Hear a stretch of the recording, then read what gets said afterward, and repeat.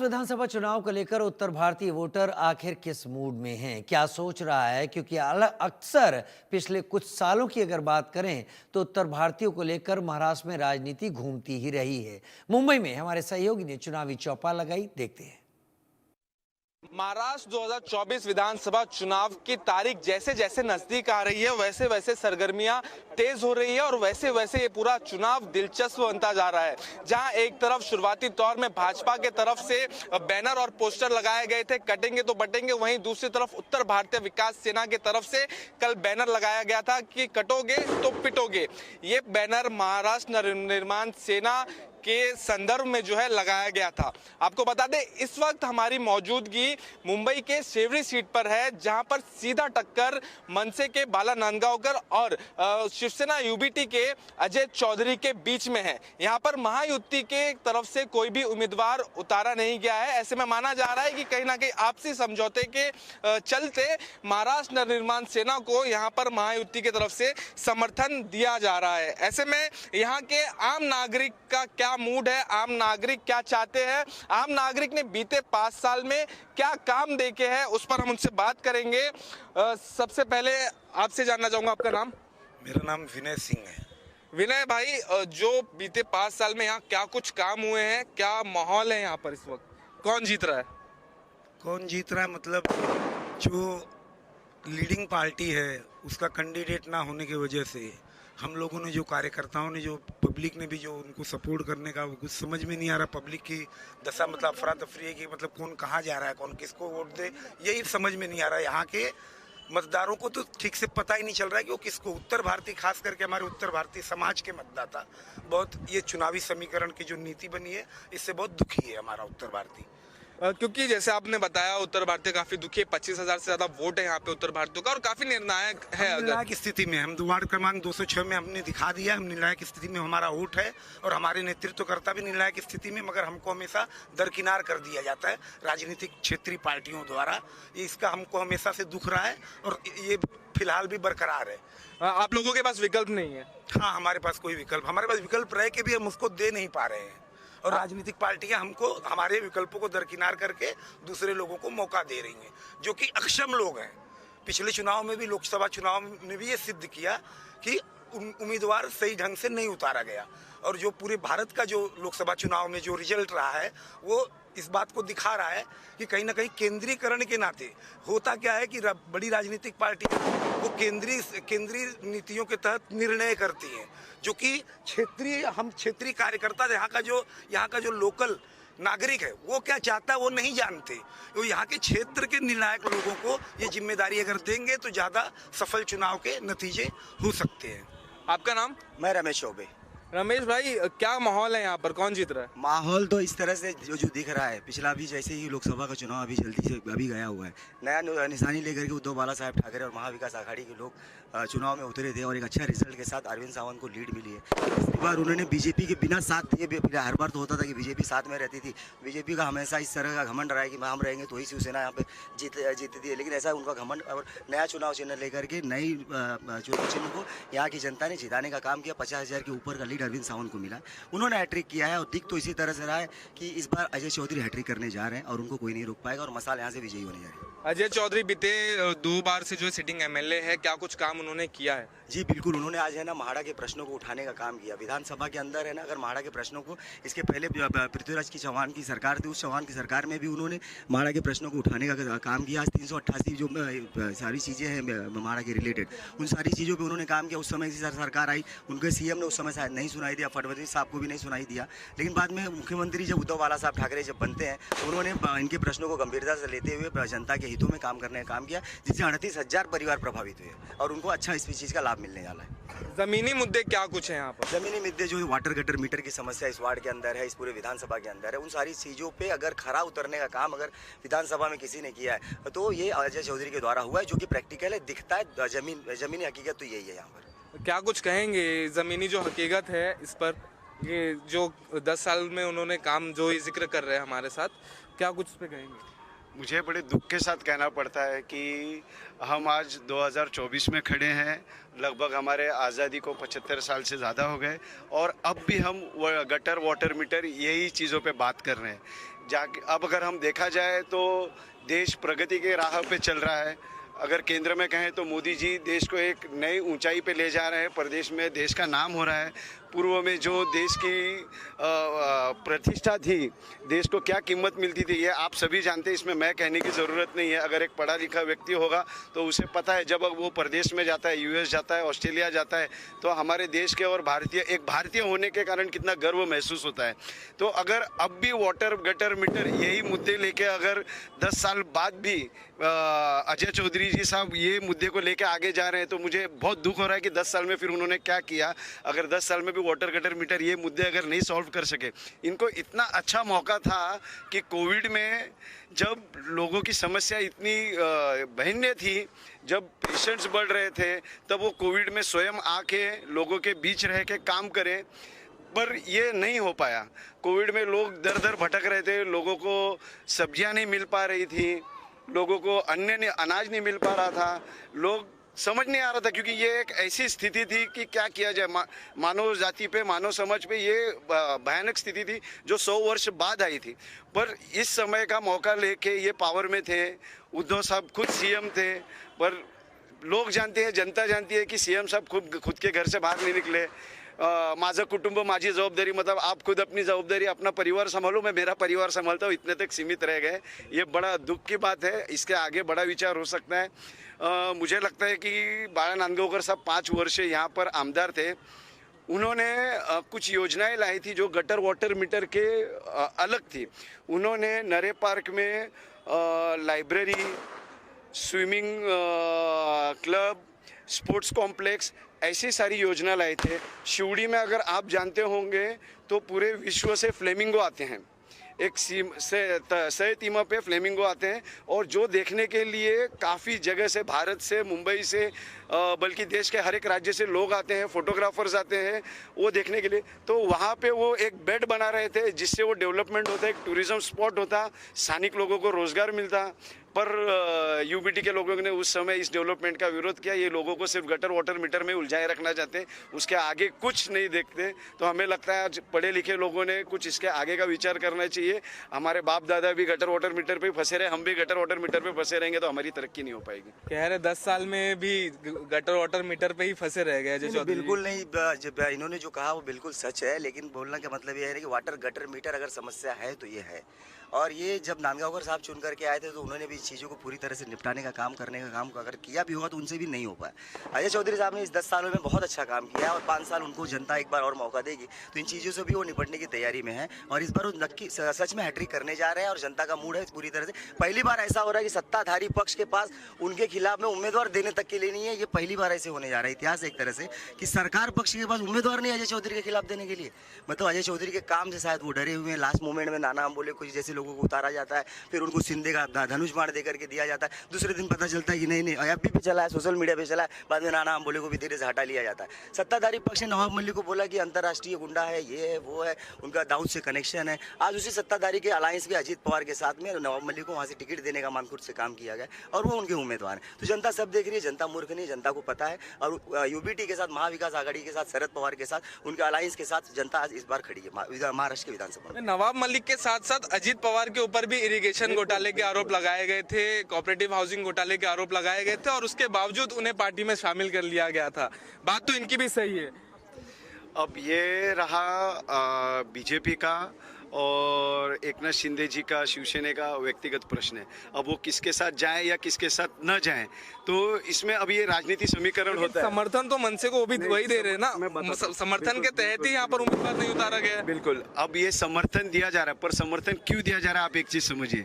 बाळा नांदगावकर जी ये 4 टर्म से आमदार थे और बेस्ट एमएलए का उनको अवार्ड दिया गया है हाउस में उन्होंने इतना अच्छा काम किया है। तो इन्होंने जो समर्थन भी दिया है ये किसी एक व्यक्ति को न देके एक अच्छा आदमी हाउस में जाए जो लोगों की समस्या सही तरीके से, जिसको पता है कि समस्या कैसे छुड़ाई जा सकती है, वो विषय कैसे छुड़ाए जा सकते हैं, तो ये उन सारी चीज़ों के लिए उनको समर्थन दिया गया है। ये किसी व्यक्ति विशेष ऐसा समर्थन नहीं। अगर आप देखे जाए तो अब शिवाजी पार्क माहिम में अमित ठाकरे जी साहब को नहीं मिला समर्थन, वहाँ पे तो उन्होंने कैंडिडेट दे दिया।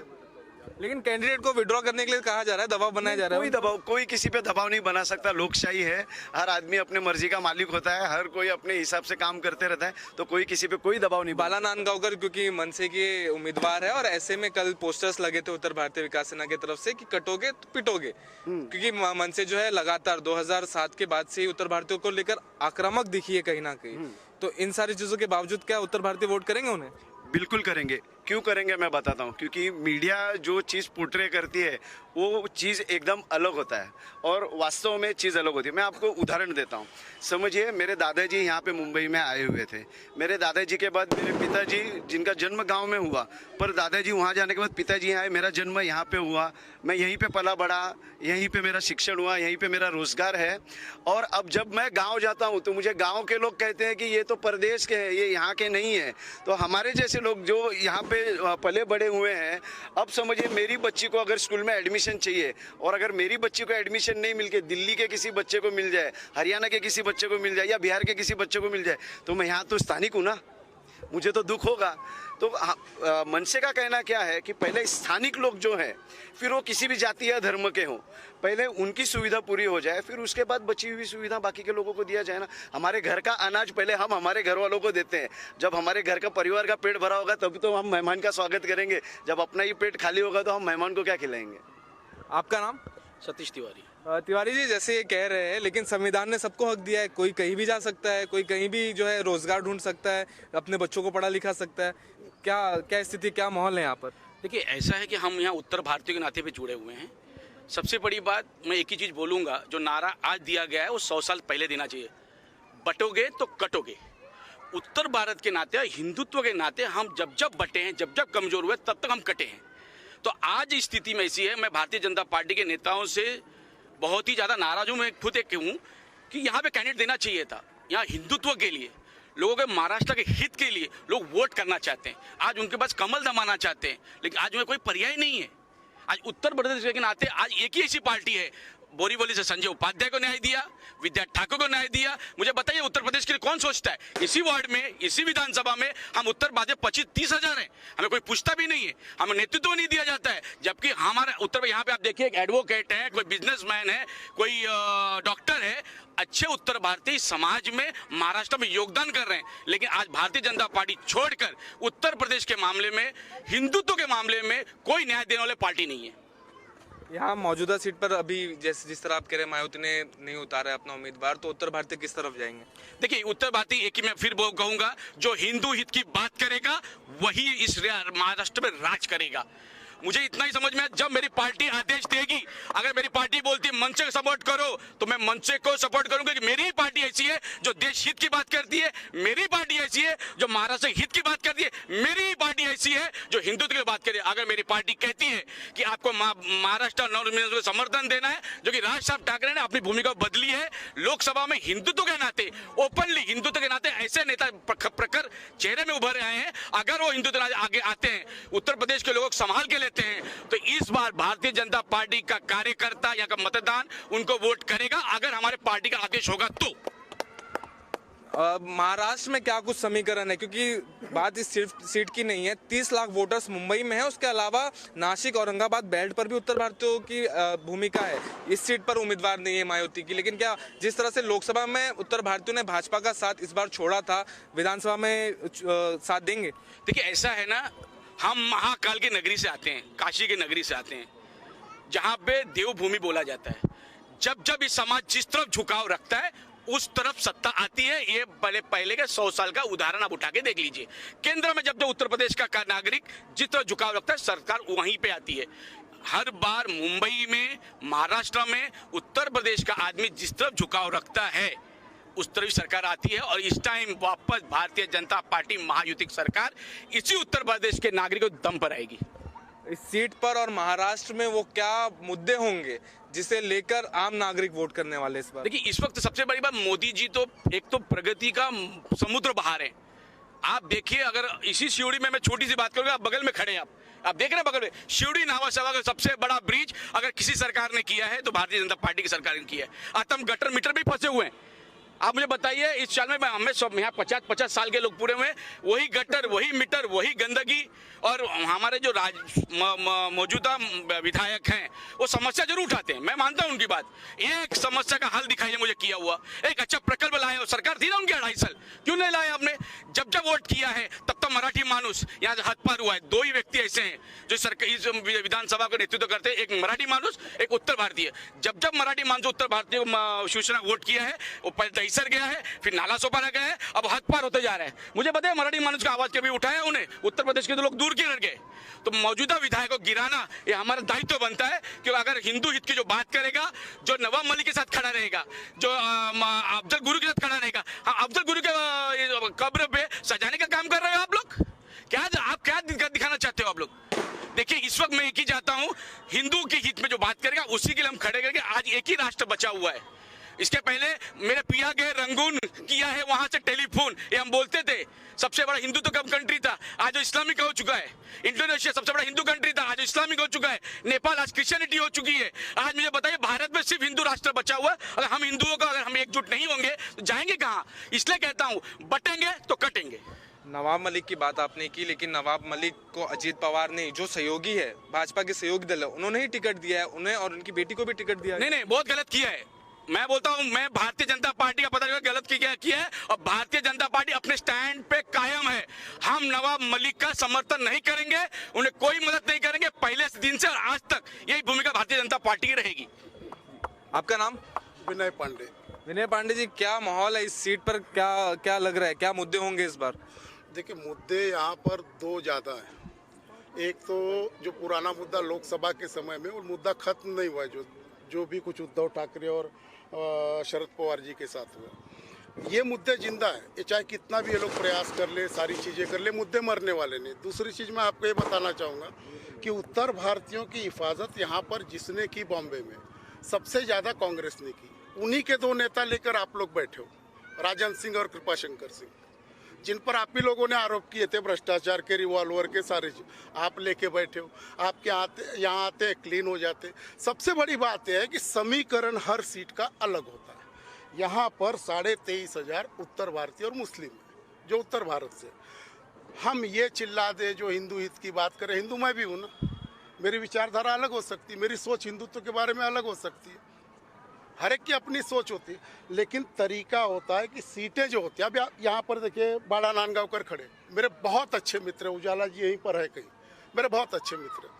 नाना हम बोले, यहाँ जितने लोग हैं सब जानते, मेरे बड़े अच्छे मित्र। लेकिन स्टैंड जब होना पड़ेगा तो मुद्दों पर होना पड़ेगा। ऐसा कोई काम बताइए जो अजय चौधरी ने यहाँ पर नहीं किया हो। उत्तर भारतीयों को सबसे पहला स्थान यहाँ पर दिया होगा किसी ने तो अजय चौधरी ने दिया, वरना कोई लालबाग नहीं जाता है शाखे पर। आप मुझे बताइए कितने उत्तर भारतीय चले जा रहे भाजपा के ऑफिस में? यथार्थ है, सच्चाई जो है। मेरे सारे मित्र हैं, लेकिन अजय चौधरी के यहाँ प्रतिदिन सुबह जाइए, ऐसा कोई उत्तर भारतीय सेक्शन इस इलाके में नहीं होगा जहाँ पर अजय चौधरी ने पानी नहीं दिया, जहाँ पर उनकी समस्याओं को नहीं सुना। मेरे प्रत्यक्ष मैं यहाँ पर गया हूँ, मैंने यहाँ पर करीब 14 उत्तर भारतीयों को 50,000 4.5 लाख रुपये मेडिकल ऐड दिलवाया, कान से बहरी बच्ची का ऑपरेशन करवा, वहाँ पर पैसे दिए। तो ये बेमानी बात है। जो हकीकत है कि यहाँ पर आपको मानना पड़ेगा कि जो है 22,500 23,000 वोटर्स जो है उत्तर भारतीय, वो मुस्लिम और उत्तर भारतीय। यहाँ पर भाजपा की सबसे बड़ी भूल ये हो गई कि उन्होंने अपना कैंडिडेट नहीं दिया। उन्होंने अपना रास्ता खोल दिया अजय चौधरी का, मैं स्पष्ट तौर पे कह रहा हूँ। 22,000 वोट शलाका चौधरी ने यहाँ से लिया था जब वो खड़ी थी। आप कांग्रेस की बात कर रहे थे, कांग्रेस की कृपाशंकर सिंह भाजपा में गए, हाल ही में संजय निरुपम जो है शिंदे गुट में गए। कांग्रेस ने कहीं ना कहीं वो दर्जा उत्तर भारतीय नेताओं को नहीं दिया, जिस कारण जो है वो कांग्रेस छोड़कर अलग अलग पार्टियों में गए। अब मुझे बताइए, महाराष्ट्र का गृह मंत्री बना देना ये दर्जा नहीं है? मुंबई कांग्रेस का अध्यक्ष बना देना ये दर्जा नहीं है? लोकसभा में संजय निरुपम का टिकट कटा, टिकट दिया भी तो कांग्रेस ने, सांसद थे, टिकट दिया भी तो। राजन सिंह 15 साल विरोधी पक्ष नेता रहे इसी मुंबई महानगर पालिका में। आप सबकी कमाइयाँ देखिए ना, पूरा पेट मलाई मस्के के साथ ब्रेड बटर खाने के बाद भी खीसे में डाल के लोग ले गए और फिर कहीं भाजपा में चले गए, कहीं यहाँ चले गए, कहीं वहाँ चले गए। ये इनकी नीति है।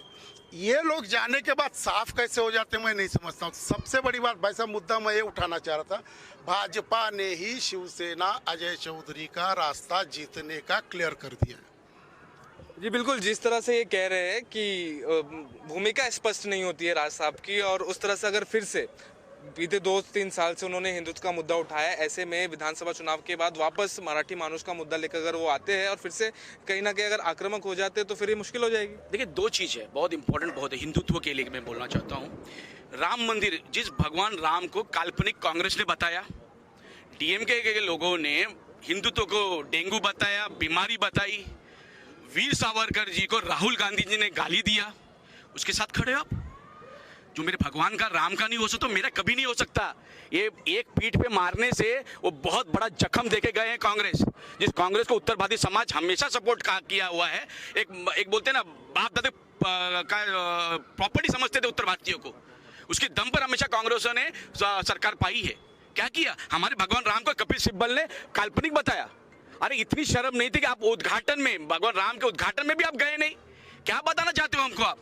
तो जहां मैं आज, मुझे देखिए महाराष्ट्र नवनिर्माण सेना का क्या है रुख है मुझे नहीं पता, मुझे ये आज पता है कि आज हिंदुत्व के लिए वो खड़े हैं, और हिंदुत्व के लिए जो खड़ा रहेगा, भारतीय जनता पार्टी का मतदार हो या उसका कार्यकर्ता हो, वो उसके साथ खड़ा रहेगा। आपका नाम? मनोज पांडे। मनोज पांडे जी, क्या माहौल है यहाँ पर, क्या मुद्दे हैं? देखिए, अभी तक यहाँ पे जितनी भी बातें हुई मैं बड़े गौर से सुन रहा था, सभी की बातें सुन रहा था। किसी ने कुछ बताया, किसी ने कुछ बताया, किसी ने गटर मीटर वाटर का बात किया, किसी ने उत्तर भारतीय का बात किया, किसी ने हिंदुत्व का बात किया, कई बातें हुई यहाँ पर।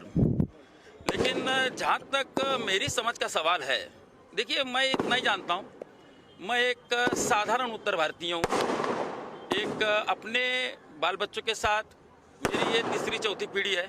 हमारे जैसे कि बताया गया कि पिताजी के पिताजी यहाँ पे आए थे सन 1942 में। तो आज इस शिवड़ी विधानसभा में आज पिछले मेरे ख्याल से आधे से ज़्यादा शतक से हम रहते हैं 1960 से।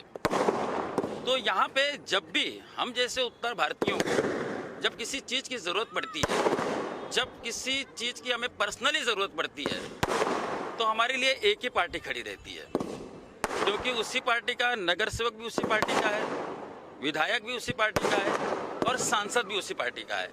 और इसके साथ साथ शिवसेना उद्धव बाला साहब ठाकरे की मैं बात कर रहा हूँ, उनका कैडर ऐसा है, शाखा प्रमुख से लेके उप शाखा प्रमुख होते हैं, इसमें गट प्रमुख होते हैं, इमारत प्रमुख होते हैं, शिव सैनिक होते हैं। वो कभी भी आप जब भी आपको किसी चीज़ की ज़रूरत होती है वो दौड़ के चले आते हैं।